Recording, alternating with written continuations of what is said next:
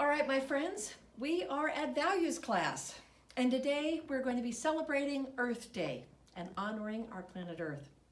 Before we do that, we're going to go ahead and take our moment of mindfulness. We're going to bring our singing bowl.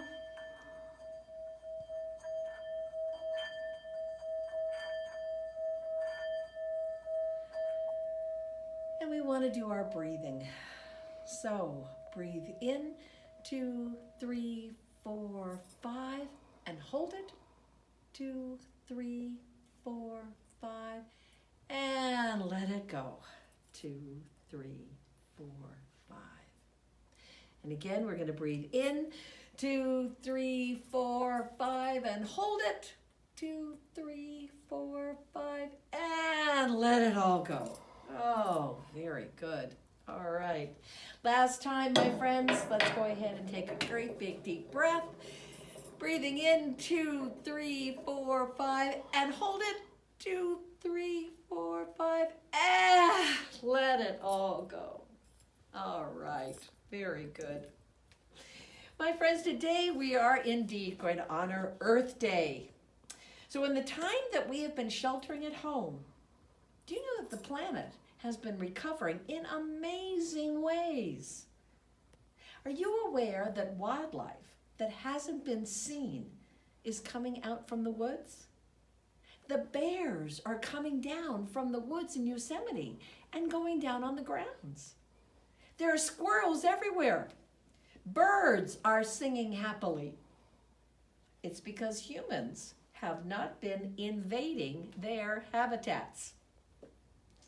Now, it won't always be this way, because we will go back to our parks and our trails and to Yosemite and landscapes and seascapes where we play and we recreate. But it's quite something to consider that the air is cleaner right now because we're not driving our cars so much and the earth is being revived. Well, I want to read a book about that very thing, about the earth being revived. It's a great book. It's called The Lorax, and it's by Dr. Seuss.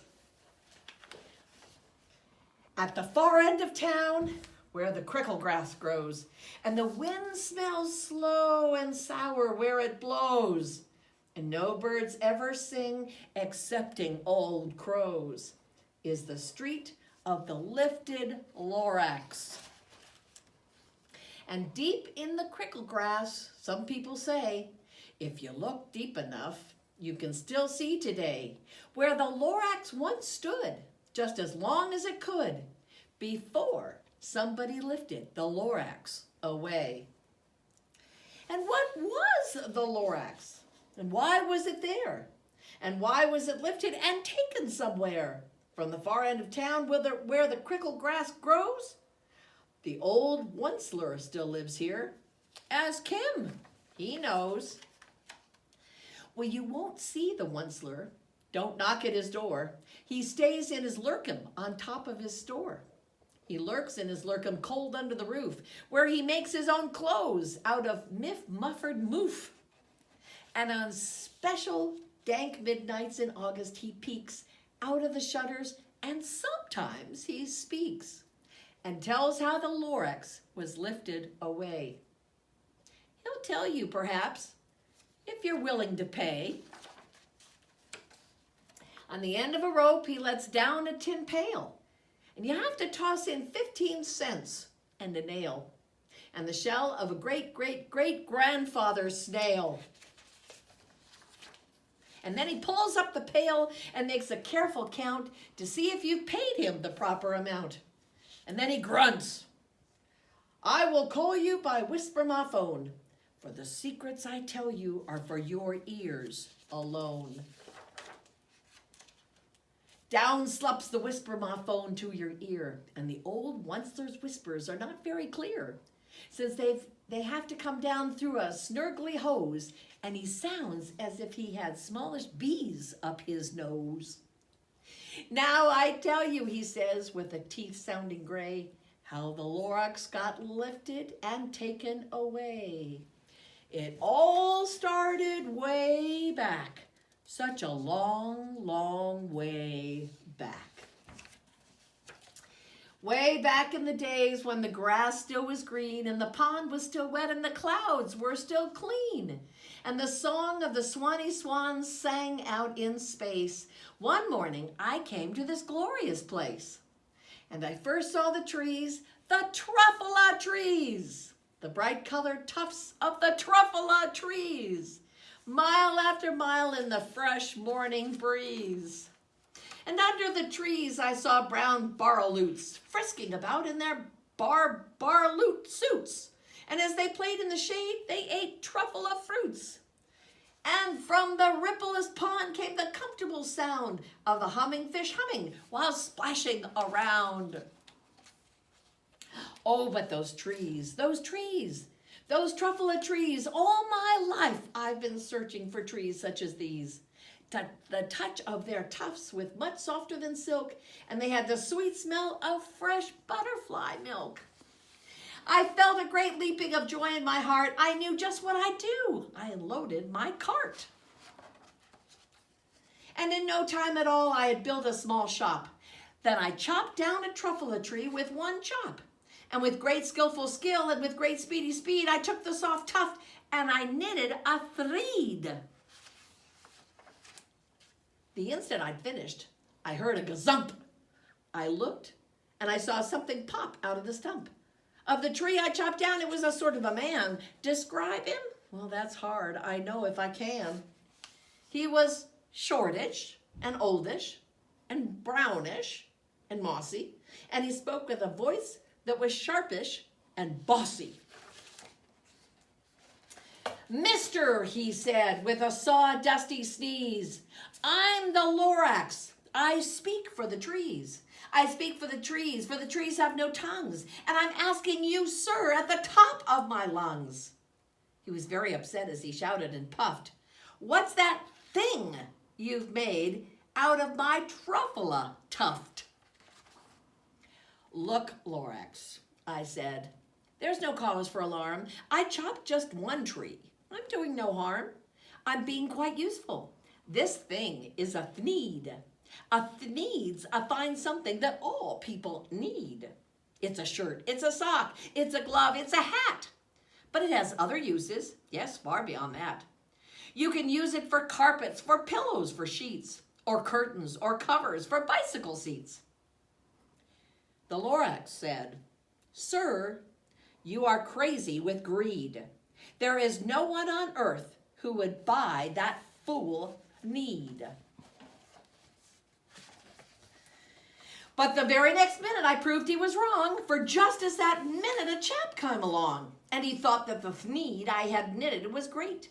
He happily bought it for $3.98. I laughed at the Lorax. "You stupid poor guy. You never can tell what some people will buy." "I repeat," cried the Lorax, "I speak for the trees." "I'm busy," I told him. "Be quiet, if you please." I rushed across the room and in no time at all built a radio phone. I put in a quick call. I called all my brothers and uncles and aunts and said, "Listen here, here's a wonderful chance for the whole Onceler family to get mighty rich. Get over here fast, take the road north to North Nitch. Turn left at Weehawken, sharp right at South Stitch." And in no time at all, in the factory I built, the whole Onceler family was working full tilt. We were all knitting thneeds, just as busy as bees, to the sound of the chopping of truffula trees. And then, oh baby, oh, how my business did grow. Now chopping one tree at a time was way too slow. So I quickly invented my super axe hacker, which whacked off 4 truffula trees at one smacker. We were making thneeds 4 times as fast as before. And that Lorax? Well, he didn't show up anymore. But the next week he knocked on my new office door. He snapped, "I'm the Lorax who speaks for the trees, which you seem to be chopping as fast as you please. But I'm also in charge of brown barbalots who played in the shade of their barbalot suits and happily lived eating truffula fruits. Now, thanks to your hacking my trees to the ground, and there's not enough truffle of fruit to go round. And my poor barbalotes are all getting the crummies because they have gas and no food in their tummies. They loved living here, but I can't let them stay. They'll have to find food, and I hope that they may. Good luck, boys, he cried, and he sent them away. Well, I, the Onceler, felt sad as I watched them all go, but business is business, and business must grow, regardless of crummies and tummies, you know. So I meant no harm, I most truly did not, but I had to grow bigger, so bigger I got. I biggered my factory, I biggered my roads, I biggered my wagons, I biggered the loads. Of the needs I shipped out, I was shipping them forth to the south, to the east, to the west, to the north. I went right on biggering, selling more needs, and I biggered my money, which everyone needs. And then again he came back. I was fixing some pipes when that old nuisance Lorax came back with more gripes. I am the Lorax, he snarled, he sniffed. Onceler, he cried with a cruffless croak, Onceler, you're making such smoggless smoke. Oh, my poor swampsy swams, why they can't sing a note. No one can sing who has smog in his throat. And so said the Lorax, please pardon my cough. They cannot live here, so I'm sending them off. Well, where will they go? I don't hopefully know. They may have to fly for a month or a year to escape from the smog. You've smogged up around here. Oh, what's more, snapped the Lorax. Let me say a few words. Your machinery chugs on day and night without a stop, making gluppity glup, also sloppity slop. And what do you do with this leftover goo? I'll show you, you dirty old onceler man, you. You're glumming the pond where the humming fish hummed. No one can hum for their gills are all gummed. So I'm sending them off. Oh, their future is dreary. They'll walk on their fins and they'll get woefully weary in search of some water that isn't so smeary. And then I got mad. I got terribly mad. I yelled at the Lorax. Now listen here, Dad. All you do is yap yap and say bad, bad. Well, I have my rights, sir, and I'm telling you, I intend to go on doing just what I do. And for your information, you Lorax, I'm figuring on biggering and biggering and biggering, turning more truffula trees into needs, which everyone needs. And at that very moment, we heard a loud whack. From outside in the fields came a sickening smack of an axe on a tree. Then we heard the tree fall, the very last truffula tree of them all. No more trees, no more needs, no more work, none to be done. So in no time, my uncles and aunts and everyone all waved me goodbye. They jumped into my cars and drove away under the smoke-smuggered stars. Now all that was left neath the bad-smelling sky was my big empty factory, the Lorax and I. The Lorax said nothing, just gave me a glance. Just gave me a very, very sad backward glance as he lifted himself by the seat of his pants. And I'll never forget the grim look on his face when he hoisted himself and took leave of this place through a hole in the smog without leaving a trace. And all that the Lorax left here in this mess was a small pile of rocks with one word, unless. Whatever that meant, well, I just couldn't guess. But that was a long, long time ago, but each day since that day, I've sat here and worried away. Through the years, while my buildings have fallen apart, I've worried about it with all of my heart. But now, says the Onceler, now that you're here, the word of the Lorax seems perfectly clear. Unless someone like you cares an awful lot, nothing is going to get better. It's not. So, catch, calls the Onceler. He lets something fall. It's a truffula seed. It's the last one of all. You're in charge of the last truffula seed, And truffula trees are what everyone needs. Plant a new truffula, treat it with care, give it clean water, feed it fresh air. Grow a forest, protect it from axes that hack. Then the Lorax and all of his friends may come back.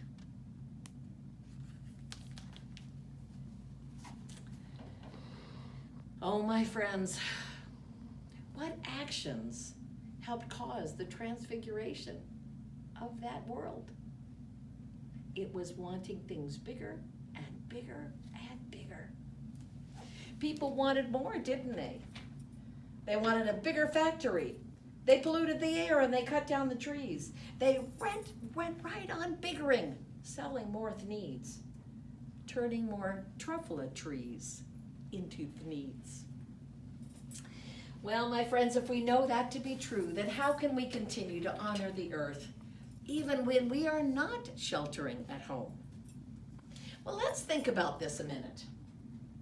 What are the resources that you need to survive? You need water and shelter and food and sunlight. And think of the animals in the earth too. They need all of those things, water and shelter and food and sunlight. They need the same thing. So let's talk about recycling and conserving electricity. And we need to be especially aware of that right now. So let me ask you, in your home, are you turning out the lights in the room when you're finished? Are you turning off the computer? Are you recycling water bottles? Or even better, are you reusing that same cup for your water? What I want you to do, my friends, is I want you to look around right now and I want to see what makes your home special. Now, are there plants around for oxygen? Yeah. You know, plants give oxygen that we need to breathe in.